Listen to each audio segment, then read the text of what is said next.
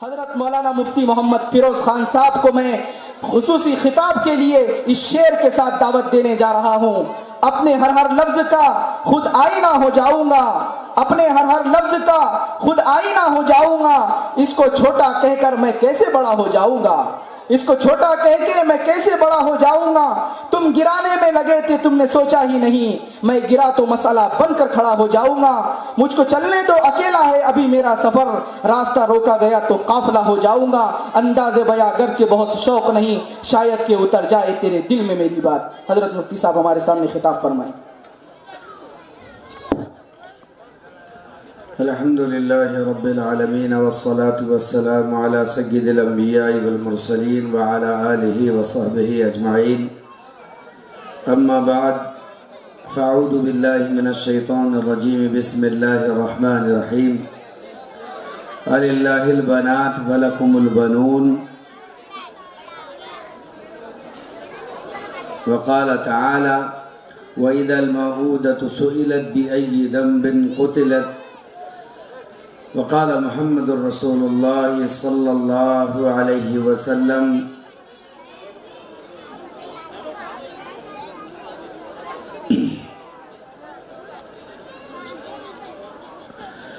وقال محمد رسول اللہ صلی اللہ تعالی علیہ وسلم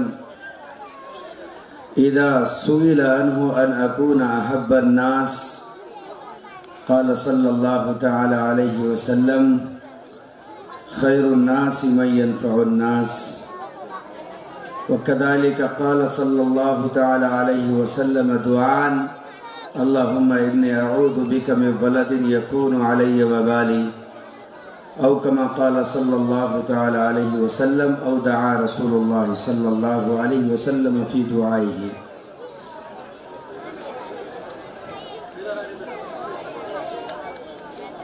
ندامت کے چراغوں سے بدل جاتی ہے تقدیریں، اندھیری رات کے آنسو خدا سے بات کرتے ہیں۔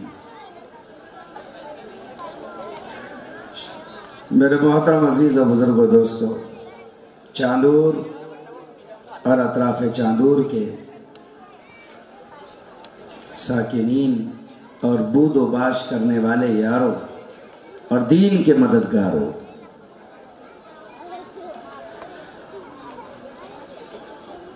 آج کے ان طلبہ اکرام کے پروگرام کو دیکھ کر،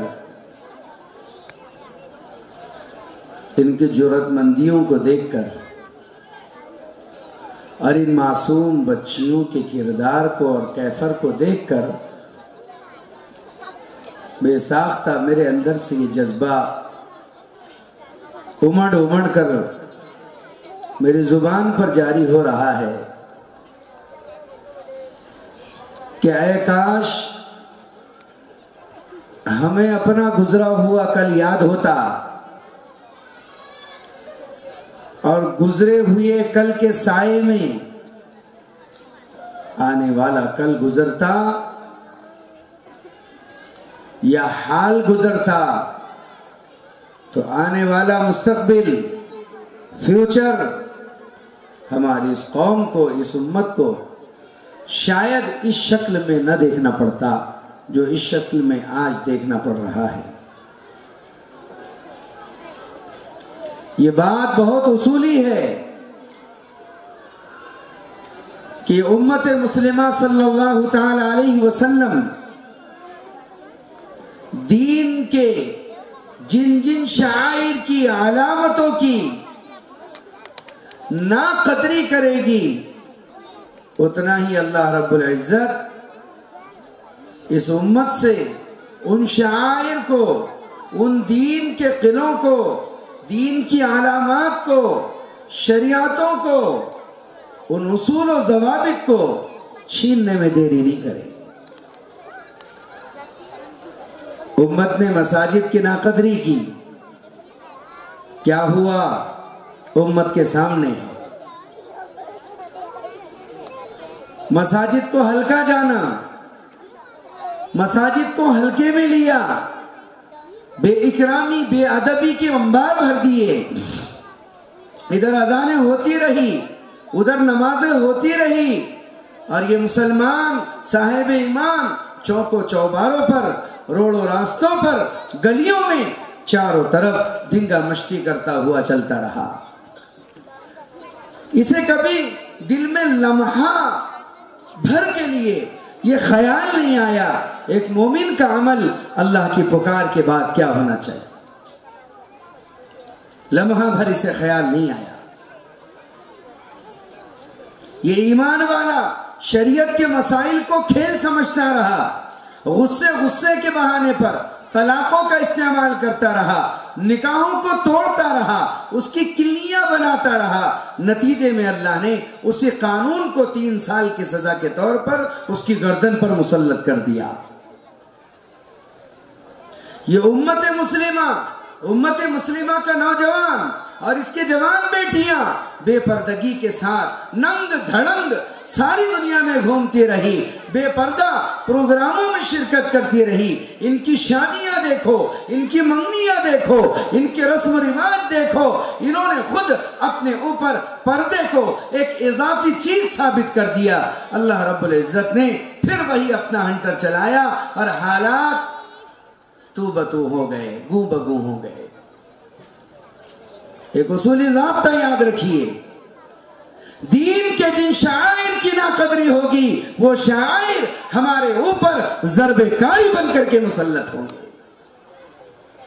اللہ رب العزت نے قرآن میں بڑا سلیس حکم دیا ہے ہر ایک کے لیے، ان اللہ یأمرکم بالعدل، اللہ تمہیں انصاف کا حکم دیتا ہے، اللہ تمہیں انصاف کا حکم دیتا ہے۔ جس دن سے شاید ہمارے ملک میں جمعہ شروع ہوا ہے اس دن سے لے کر کے آج تک، اور آج کے اس جمعہ کے دن بھی آپ کے منبر پر آپ کے امام نے اللہ کا اگر آپ کو کوئی پیغام سنایا ہے تو پہلا پیغام یہی سنایا ہے، ان اللہ یأمرکم بالعدل، اللہ تمہیں عدل اور انصاف کا حکم دیتا ہے۔ کیا مطلب ہے عدل اور انصاف کا؟ ہر جمعے میں سن رہے ہیں، اللہ تمہیں عدل کا حکم دیتا ہے، اللہ تمہیں عدل کا حکم دیتا ہے، اللہ تمہیں انصاف کا حکم دیتا ہے۔ کیا انصاف کیا ہم نے؟ میری بات کو ذرا غور سے سنو، یہ بچوں کے درمیان میں کچھ اساتذہ آ جائے، ذرا طلبہ بالکل خاموش رہیں۔ اے بچیوں، آپ سے درخواست ہے، بیٹیوں خاموش بیٹھے رہو۔ اے بچی بیٹھ جاؤ، بالکل آواز نہ نکالو، ورنہ تم نے اتنا بڑا جلسہ ماشاءاللہ کیا ہے، اتنی تعریف ہو رہی ہے، ناراضگی پیدا ہوگی۔ بالکل ایک لفظ نہ بولیں آپ، بالکل خاموش بیٹھے رہیں۔ کیا مطلب ہوتا ہے عدل کا؟ کیا مطلب ہوتا ہے انصاف کا؟ انصاف وہ جو صرف قاضی کرے گا، انصاف وہ جو صرف مفتی کرے گا، انصاف وہ جو صرف عدلیہ کا جج کرے گا، انصاف وہ جو صرف کورٹ کرے گی، انصاف وہ جو صرف پنچ کریں گے یا پنچایتیں کریں گی۔ کیا انصاف صرف اسی کا نام ہے؟ ہم انصاف کا تصور اپنے ذہنوں میں یہ بٹھا کر کے بیٹھے ہیں، دوسروں کے ساتھ برابری کیے جانے کا نام انصاف ہے۔ جی ہاں، یہ تو اس کی عمومی تعریف ہے، لیکن خصوصی مطلب بھول گئے ہیں۔ انصاف سب سے پہلے اپنی ذات کے ساتھ کیجیے۔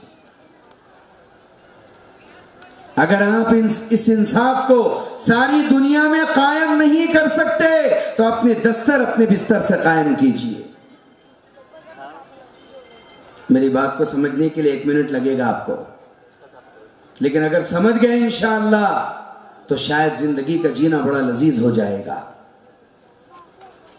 جہاں بھی انصاف قائم ہوتا ہے دنیا میں قائم ہوگا، دنیا میں امن آئے گا، ملک میں قائم ہوگا، ملک میں امن آئے گا، ریاست میں قائم ہوگا، ریاست میں امن آئے گا، ایک اسٹیٹ میں قائم ہوگا، اس اسٹیٹ میں امن آئے گا، اگر صوبائی لیول پر قائم ہوگا اس صوبے میں امن آئے گا، اگر شہر میں قائم ہوگا شہر میں امن آئے گا، تحصیل میں قائم ہوگا تحصیل میں امن آئے گا، ایک گاؤں میں قائم ہوگا ایک گاؤں میں امن آئے گا، ایک گھر میں قائم ہوگا اس گھر میں امن آئے گا۔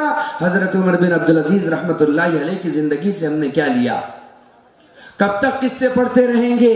کب تک قصے سنتے رہیں گے؟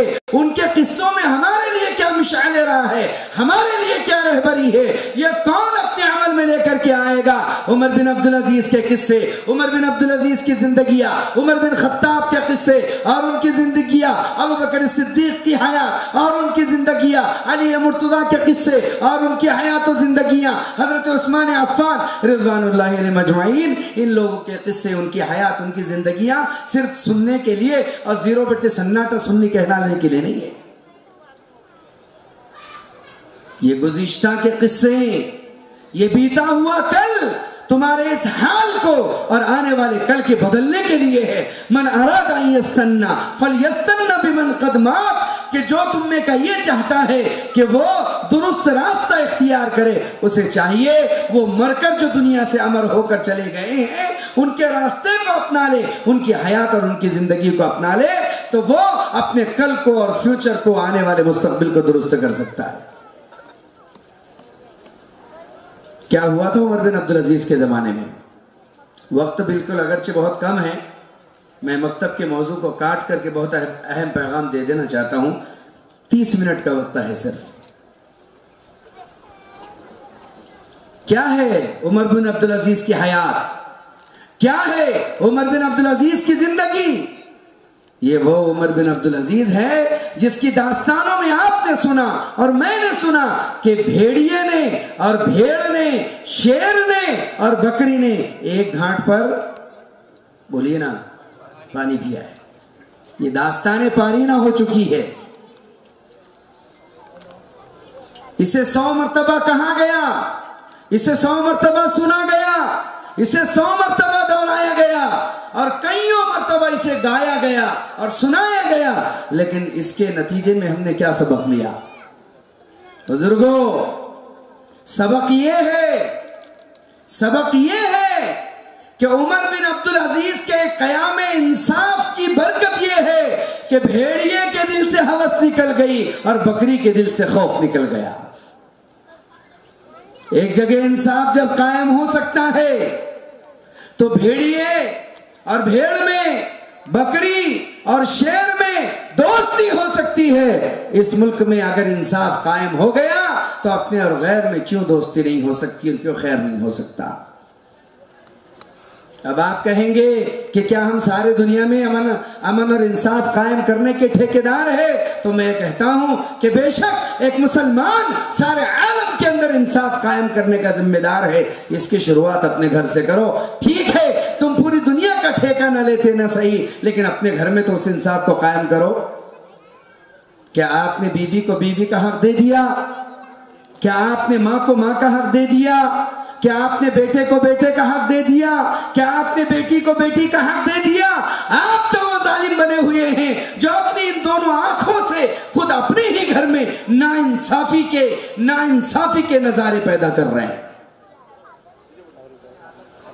بیٹا ہے تو ایک بیٹا ہے تو 2 بیٹی، بیٹا ہے تو 2 بوٹی، بیٹی ہے تو ایک بوٹی، بیٹا ہے تو گیہوں کی روٹی، بیٹی ہے تو جوار کی روٹی، بیٹا ہے تو 2 روٹی، بیٹی ہے تو 1 روٹی، بیٹا ہے تو گدے پر سوئے گا، بیٹی ہے تو بستر پر اور زمین پر سوئے گی، بیٹا ہے تو بادام کا حریرہ کھائے گا اور بیٹی ہے تو آٹے کا حریرہ پیے گی۔ یہ کیا انصاف ہے؟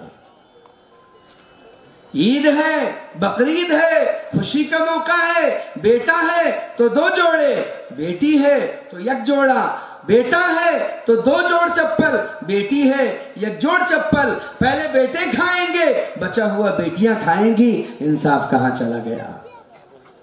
شروع ہی سے ناانصافی کا دور دورہ ایک باپ کے ہاتھوں اس کے گھر میں وجود پا رہا ہے، اس لیے وہ گھر کبھی برکت سے سما نہیں سکتا، بھر نہیں سکتا جس گھر میں خود ناانصافی کا بول بالا ہو جاوے۔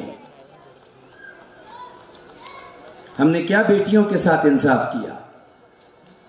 خیر القرون گزرا ہوا کل بتا رہا ہے، یاد دلا رہا ہے وہ کل کہ اس ہندوستان کی سرزمین نہیں، دنیا کی کسی بھی سرزمین کو آپ ٹٹول لے، جیسے مرد عالم ہوا کرتے تھے عورتیں عالمہ ہوا کرتی تھی، جیسے مرد مفتی ہوا کرتے تھے عورتیں مفتیاں ہوا کرتی تھی، جیسے مرد فقیہ ہوا کرتے تھے عورتیں بھی فقیہ ہوا کرتی تھی۔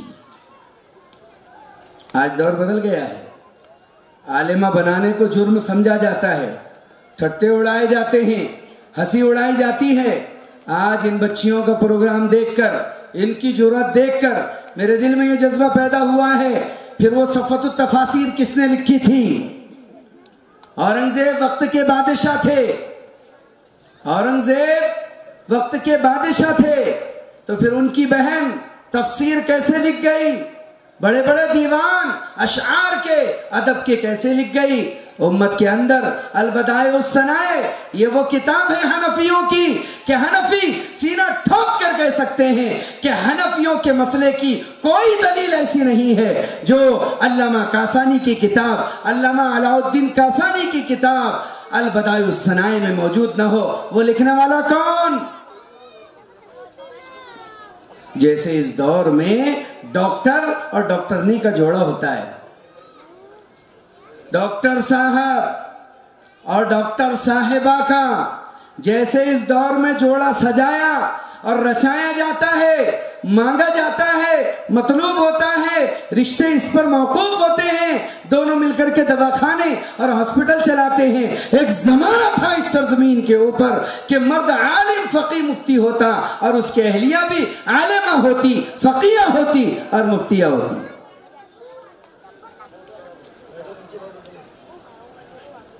مفتیہ ہوتی تھی۔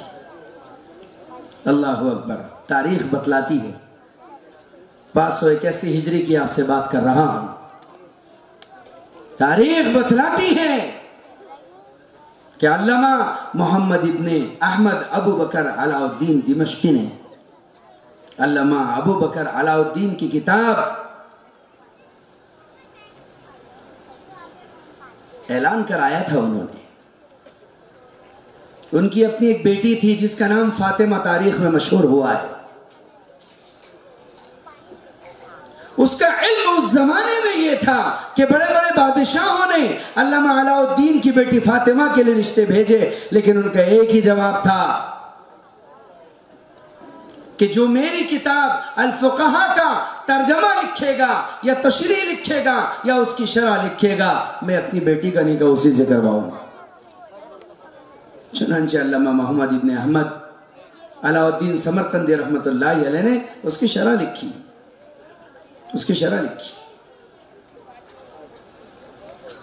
اور عجیب بات ہے، شرح اتنی اعلیٰ تھی، اتنی عمدہ تھی کہ انہوں نے مارے خوشی کے خوش ہو کر کے اپنی بیٹی کا نکاح ان سے کر دیا اور کہا کہ مہر دینے کی ضرورت نہیں ہے، تم نے جو کتاب لکھی ہے میں اپنی بیٹی کا یہی مہر مقرر کرتا ہوں۔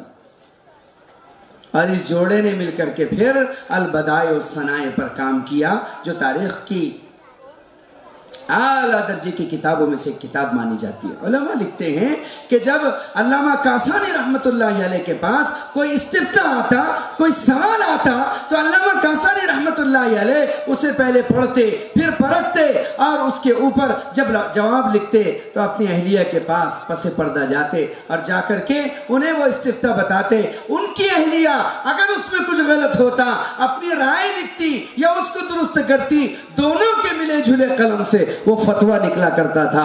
آج پوری دنیا میں کوئی مفتیہ ہے؟ برا مت ماننا، پوری دنیا میں کوئی مفتیہ ہے؟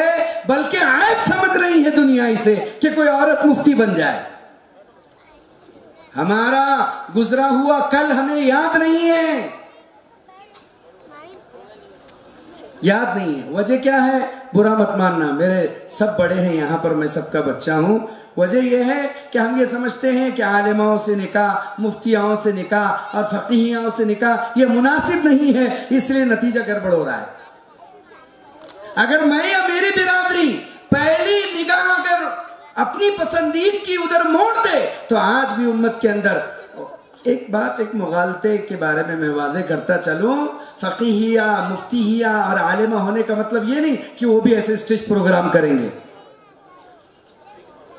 ڈر یہی ستا رہا ہے امت کو، وہ اس طریقے سے اسٹیج پروگرام نہیں کریں گے، وہ تمہاری اولادوں کو تمہارے لیے تیار کریں گے، وہ امت کی بہو بیٹیوں کو تیار کریں گے. کیا عائشہ رضی اللہ تعالیٰ عنہ سے بڑا کوئی مفتی تھا، مفتیہ تھی؟ سارے علوم نبوت حضرت عائشہ رضی اللہ تعالیٰ عنہ کے ذریعے سے نکلے ہیں. آپ تاریخ اٹھا کر کے دیکھیے، روزانہ 85 طالب علم مسجد نبوی میں رہا کرتے تھے اور پردے کے پیچھے سے عائشہ رضی اللہ تعالیٰ عنہ درس دیا کرتی تھی. ورنہ حماد بن سلیمان کی کتنی بڑی تاریخی اس کے اندر حقائق کی کتابیں موجود ہے، اٹھا کر کے دیکھیے. علوم نبوت ان سے لیا جاتا تھا. اس لیے تاریخ کی ایک اپنی حقیقت ہے. میں صاف کہتا ہوں کہ لڑکیوں کے قیام کے مدرسے تو نہیں ہونا چاہیے، شرعاً درست نہیں ہے. کوئی عورت 77 کلومیٹر سے زیادہ اپنی محرم کے بغیر سفر نہیں کر سکتی. ہمارے حضرت مفتی سعید صاحب رحمۃ اللہ علیہ پالن پوری حضرت فرماتے تھے جب 77 کلومیٹر سے زیادہ کا غیر محرم کے ساتھ، غیر محرم کے بنا سفر نہیں کر سکتی تو قیام تو بدرجہ اعلیٰ نہیں کر سکتی. لیکن ہر گلی میں، ہر جگہ، ہر گاؤں میں، دیہات میں، ہر پنگھٹ پر ایک ایسا مدرسہ ہونا چاہیے جہاں مقامی لڑکیوں کے لیے دینی تعلیم کا نظم ہو اور نسق ہو. جی ہاں، نہ ہم دنیاوی تعلیم کے مخالف ہے، نہ ہم دینی تعلیم کے مخالف ہے. جیسے دینی اور دنیاوی تعلیم دینا ان طلبہ کو ہم اپنا حق سمجھتے ہیں، ایسے ان طالبات کو بھی دینی اور دنیاوی تعلیم دینا اپنا حق سمجھے. آج یہ مسائل حجاب کے کیوں پیش آ رہے ہیں؟ حجاب کے اس لیے مسائل پیش آ رہے ہیں، آپ کو دوسروں کے کنویں سے پانی پینا پڑ رہا ہے. سمجھ رہے میری بات آپ لوگ؟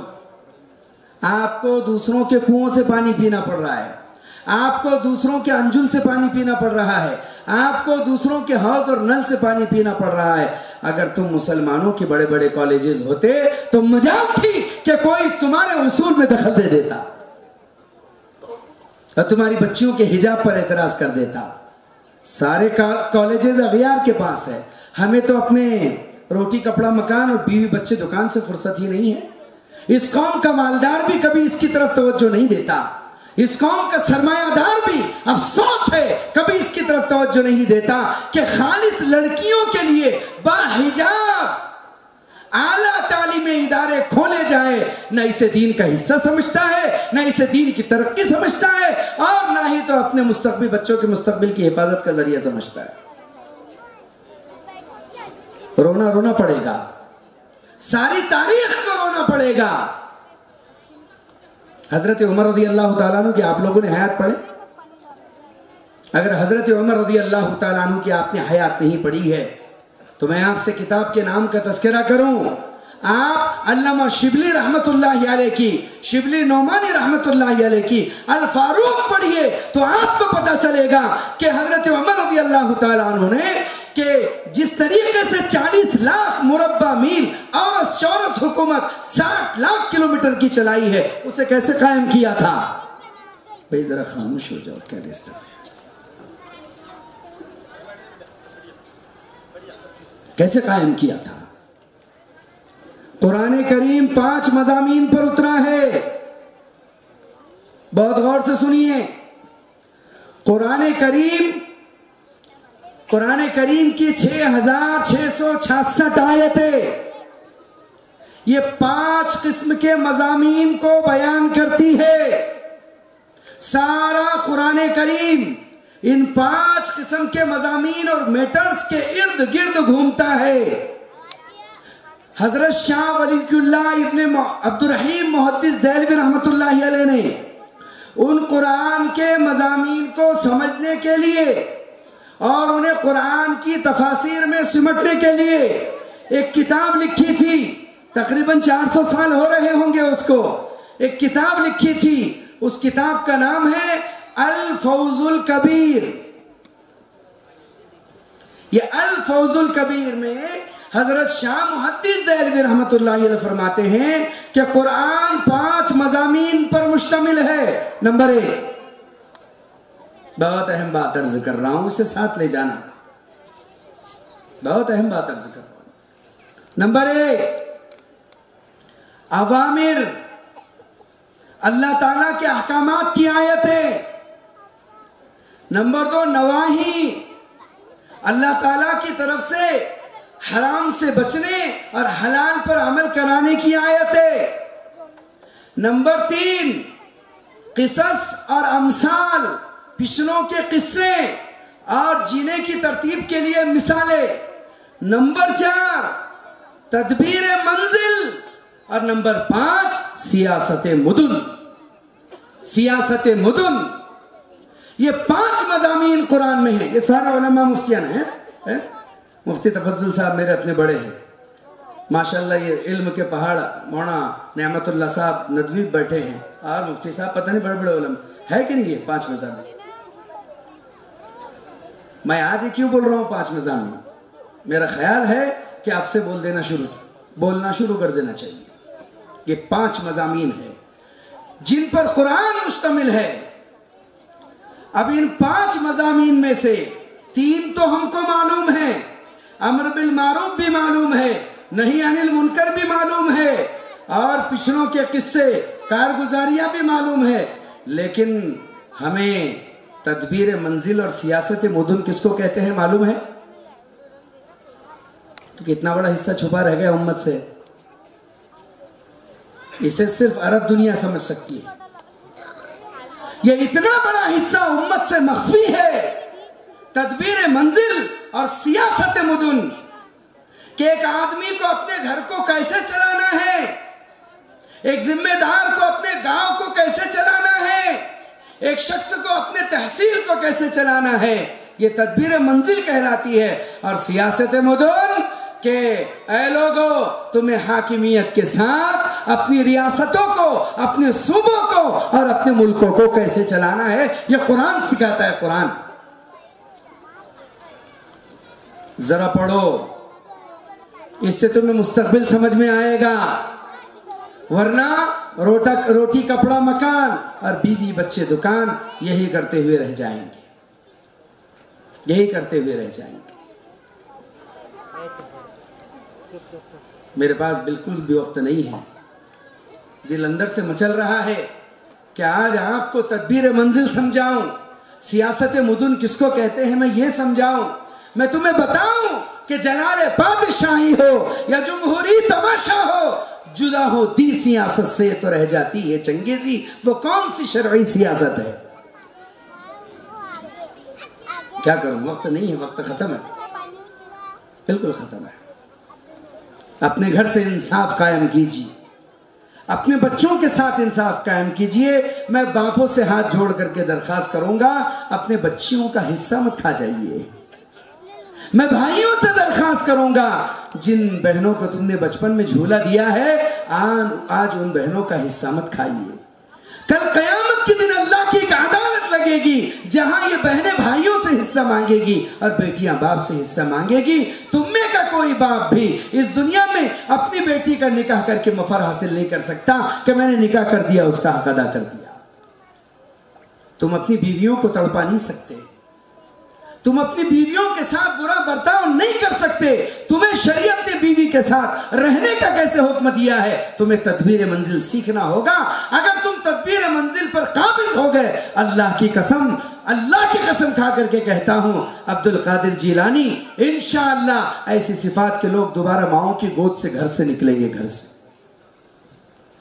اگر تم نے سیاست مدن سیکھ لی تو تمہیں سمجھانے کی ضرورت نہیں ہوگی کہ تیر کیا ہے، نشانہ کیا ہے۔ تمہیں بتلانا نہیں پڑے گا کہ کیا اس لیے تقدیر نے چنوائے تھے تن کے، بن جائے نشے من تو کوئی آگ لگا دے۔ تمہیں سمجھانے کی ضرورت نہیں پڑے گی۔ اپنے گھر سے اصلاح کا بیڑا اٹھائیے۔ ہر آدمی اپنے گھر کا ذمہ دار ہے، ان بچوں کے فیوچر، بھوشیہ اور مستقبل کا ذمہ دار ہے۔ اگر یہ برے ہوئے تو تم اچھے آدمی اللہ کے ہاں ثابت نہیں ہو سکتے۔ کیوں؟ اللہ کا آرڈیننس ہے آپ کو تدبیر منزل میں، یہ اللہ کا حکم ہے، یہ اللہ کا حکم ہے آپ کے لیے۔ اللہ نے قرآن میں کہا ہے، یا ایھا الذین آمنوا قوا انفسکم واہلیکم نارا، اے لوگو تم پر واجب ہے، فرض عین ہے کہ تم اپنی جانوں کو، اپنے بال بچوں کی جانوں کو، اپنی بیویوں کی جانوں کو جہنم کے دہکتے ہوئے ان شعلوں سے بچاؤ۔ ان انگاروں سے بچاؤ کہ جس کا ایندھن سوائے انسانوں اور پتھروں کے کچھ نہیں ہے۔ ایک باپ اگر اپنے بچوں کو، اپنی بیوی کو جہنم سے نہ بچا سکا تو دنیا کا ناکام شوہر اور آخرت کا ناکام باپ ہوگا۔ یہ عشق نہیں آسان، بس اتنا سمجھ لیجئے ایک آگ کا دریا ہے اور ڈوب کے جانا ہے۔ اس زندگی کو وڑا پاؤ اور سموسہ نہ سمجھ لیجئے اور جلیبی بھجیے کی طرح نہ سمجھ لیجئے۔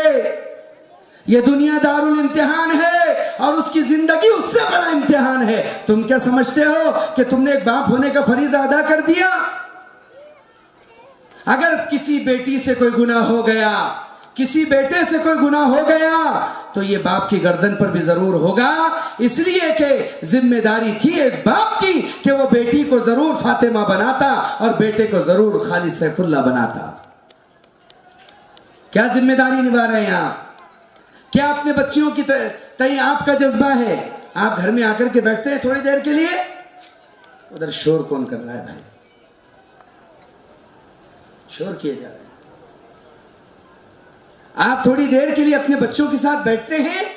کون اس میں خوش نصیب باپ ہے جو روزانہ اپنے بچوں کو لے کر کے بیٹھتا ہے؟ سید الانبیاء جیسے روزانہ اپنے گھر کی ساری مستورات کو لے کر کے بیٹھتے، پچھلوں کے قصے سناتے۔ ترمذی اٹھا کر دیکھو، آپ بیٹھے ہیں بیوی بال بچوں کے ساتھ؟ کبھی انہیں بتایا ہے کہ عائشہ کی زندگی کیسی تھی، سکینہ کی زندگی کیسی تھی، زینب کی زندگی کیسی تھی اور حضرت خدیجہ کی زندگی کیسی تھی رضوان اللہ عنہن؟ کبھی بتایا ہے؟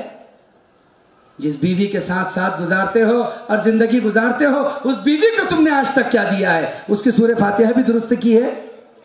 ساری دنیا میں انصاف کا ڈھنڈورا پیٹنے والے، لوگوں کے انصاف کرنے والے، لوگوں کو دین کی دعوت دینے والے، خود کی اہلیہ جو تمہاری رفیق حیات ہے اور جو دنیا سے جانے والی ہے اور جو زندگی سے جانے والی ہے اور حیات آخرت میں تمہارے کام آنے والی ہے، اس کے ساتھ ہمارا کیا عمل ہے؟ اس لیے اپنے گھر سے درستگی پیدا کیجیے۔ یہ معصوم بچوں کو اپنا بھوشیہ اور مستقبل سمجھ کر، فیوچر سمجھ کر ان پر محنتیں کیجئے۔ اللہ جزائے خیر دے ان علماء کو، ان ائمہ کو، ان مفتیوں کو کہ جن کی برکت سے تمہارے بچے مسلمان بن رہے ہیں۔ سن لو، اسلام نہ کبھی خطرے میں رہا ہے اور نہ کبھی خطرے میں رہے گا۔ اگر خطرے میں رہا ہے اور رہے گا تو وہ مسلمان رہے گا۔ یہ دنیا کے سارے ممالک اسلامی ممالک نہیں ہے، یہ مسلمان ممالک ہے، مسلمان ممالک ہے۔ اسلامی ممالک اور ہوتے ہیں۔ ہماری زندگیاں بھی مسلمانی زندگیاں ہیں، اسلامی زندگیاں کہاں ہے؟ اسلام پر آ جائیے، ادخلوا فی السلم کافہ، اسلامی سانچے میں آ جائیے، اسلامی ڈھانچے میں آ جائیے، منگنیوں کو درست کیجئے، شادیوں کو درست کیجئے اور اپنی تربیت کو درست کیجئے، بچوں پر مسلط ہو جائیے۔ اپنے بیوی کا دین جانیے کہ کیا ہے، اپنی ماں کا دین جانیے کہ کیا ہے، اپنے بھائی کا دین جانیے کہ کیا ہے اور اپنی زندگی کے شعبوں کا دین جانیے کہ کیا ہے، کھیت کھلیانوں کا دین جانیے کہ کیا ہے، مارکیٹ بازاروں کا دین جانیے کہ کیا ہے۔ کیسے پتہ چلے گا؟ جب تک تم کسی اہل علم کی صحبت نہ اٹھا رکھو۔ جی ہاں میرے عزیزو، اپنی زندگی کے شعبے کو اپنے گھر سے درست کرنا شروع کرو۔ مجھے یہ بات اس لیے یاد آئی کہ اب ماشاءاللہ مکتب کے لوگ بھی اجتماعی شادیوں کا عزم بھر رہے ہیں، بہت اچھی بات ہے۔ اب اعلان کیا نا ماشاءاللہ حافظ آصف صاحب نے کہ ہم اسی ٹیم کے ذریعے سے اجتماعی شادیاں کریں گے۔ بہت اچھا عزم ہے، بہت اچھا عزم۔ اپنا پیسہ بچا کر کے رکھو۔ میں تمہیں کیا بتلاؤں، مستقبل روشن ہے یا تاریک ہے، یہ تو مفتی روشن صاحب ہمارے بڑے ہیں، یہ زیادہ جانتے ہیں کہ ہمارا مستقبل روشن ہے یا تاریک ہے۔ ابھی تو ہمارے پاس مفتی روشن صاحب ہے، لیکن یاد رکھو یہ دنیا ہے، تمہیں ابھی یہاں پھونک پھونک کر کے قدم رکھنا ہے، کیا تمہیں کیا ہمیں۔ اخلاق بانٹیے، اخلاق، بد اخلاقی سے مت چلیے۔ تمہیں یہ ثبوت دینا ہوگا، یہ حالات کا تقاضا ہے کہ تمہیں اپنوں میں کیسے غیروں میں کیسے رہنا ہے. اس کی سیکھ تمہیں بانٹنی ہوگی. یہ تقاضا ہے وقت کا. ایک نوجوان کو اس کی جوانی کے استعمال کو سکھانا ہوگا کہ تمہیں اخلاق میں کہاں تک برداشت کرتے ہوئے جانا ہے. اپنے دل دماغ کا استعمال حالات حاضرہ میں کیسے کرنا ہے. تمہاری دکانیں اگر مارکیٹ میں ہیں تو تمہیں اپنے دکانوں میں کیسے زندگی لے کر کے جینا ہے. وہ آیا ایک دکان کے اوپر، ایک گراہک سودا خرید کر چلا گیا. یہ مارکیٹ ہے، وہ یہودی کی دکان ہے، وہ نصرانی کی دکان ہے، وہ مجوسی کی دکان ہے، یہ مسلمانوں کی دکانیں ہیں. مسلمانوں کی دکانوں سے سودا بک رہا ہے، غلہ بک رہا ہے، اناج بک رہا ہے، سب کچھ بک رہا ہے. لیکن نہ مجوسی کی دکان سے بکتا ہے، نہ عیسائی کی، نہ یہودی کی. 11 بج گئے ہیں. ایک گراہک آیا جو خریدنا چاہ رہا تھا. اس مسلمان دکاندار نے اس سے یہ کہا کہ جاؤ اور جا کر کے جاؤ اس دکان سے خرید لو. انہوں نے کہا تمہارے پاس تو ہے، تم دیتے کیوں نہیں؟ تو انہوں نے جواب دیا کہ نہیں، تم وہاں سے جا کر کے خریدو. کئی مرتبہ اصرار کرنے کے باوجود انہوں نے کہا وہیں سے خریدو، میں نہیں بیچوں گا. کیوں نہیں؟ کہا میرے پاس ماشاءاللہ اتنا پیسہ آ چکا ہے کہ میں اپنے گھر کا انتظام کر سکتا ہوں. لیکن وہ بیچارہ صبح سے ویسے بیٹھا ہوا ہے، اس کے پاس کوئی گراہک نہیں آیا. یہ اس کے پاس پہنچا، اس سے جو خریدا تو اس نے پوچھا تم جب اس دکان پر گئے تھے تو وہاں سے تم اٹھ کر میرے پاس کیوں آئے؟ انہوں نے کہا کہ نہیں، وہ جو دینے کے لیے تیار نہیں تھے. کہا کیوں نہیں تیار تھے؟ اس نے کہا کہ مجھ سے یہ کہا کہ جاؤ اس عیسائی بھائی کے پاس سے جا کر کے غلہ اناج خرید لو. صبح سے اس کے پاس کوئی گراہک نہیں آیا ہے، کہیں ایسا نہ ہو اس کے بچے آج بھوک کے حوالے ہو جائے. اس کے دل پر احساس گزرا کہ مسلمانوں کے اخلاق کردار ایسے ہیں کہ وہ دوسرے کی بھوک تک برداشت نہیں کر سکتے. تم نے تاریخ میں اس کا ثبوت دیا ہے. خیر، میں کسی بھی طریقے سے اپنی بات کو ابھی پوری نہیں کر پایا. وقت آئے گا انشاءاللہ کہ ہر بات کو اپنی تفصیل کے ساتھ رکھوں گا. آج کا جلسہ یہ بڑی ہی غیرت اندر سے ابھارنے کے لیے کافی تھا. آج بچوں کا پروگرام، ان کی جرأتیں، ان کی ہمتیں اور ان کا ولولہ یہ بتلا گیا کہ ہمارے بھی چاندور تحصیل نہیں، پورے ضلع نہیں، پورے برار نہیں، بلکہ دنیا کے اندر اگر یہ نظم جاری اور ساری ہو جائے تو انشاءاللہ دین کی نہریں بہیں گی. دین کی کس کی؟ دین کی نہریں. علم اتنا عام ہوگا کہ عمل کے دریا بہ جائیں گے انشاءاللہ. اس کی برکت سے ہر گھر دین کا گہوارہ بنے گا. اللہ تعالیٰ خوب قبول فرمائے حافظ آصف صاحب کو اور ان کی ٹیم کو اور چاندور والوں کو اور اطراف والوں کو. ماشاءاللہ انہوں نے ان کا بہت ساتھ دیا، تعاون کیا. اور جیسے کہ انہوں نے اعلان کیا ہے اجتماعی شادیوں کا، بس فضول خرچی اللہ کے لیے کم کرو. بچوں کا مکالمہ آپ نے سنا، جنہوں نے آپ کو درس دیا ہے کہ اللہ کے لیے اس فضول خرچی سے پرہیز کر کے اجتماعی شادیاں کر لو، مختصر خرچے میں نپٹا لو. تمہیں بہت ضرورت ہے دنیا میں ابھی سامان خورد اور زیز کی. انشاءاللہ جب یہ حافظ آصف صاحب اس کا اہتمام کریں گے تو سارا شہر مل کر کے ساتھ دیں گے انشاءاللہ. کون کون ساتھ دے گا؟ واہ واہ، بڑے غیرت مند لوگ ہیں. اور ایک درخواست کروں گا، چلتے رکو نا جی. ہو گیا کیا؟ وقت ہو گیا.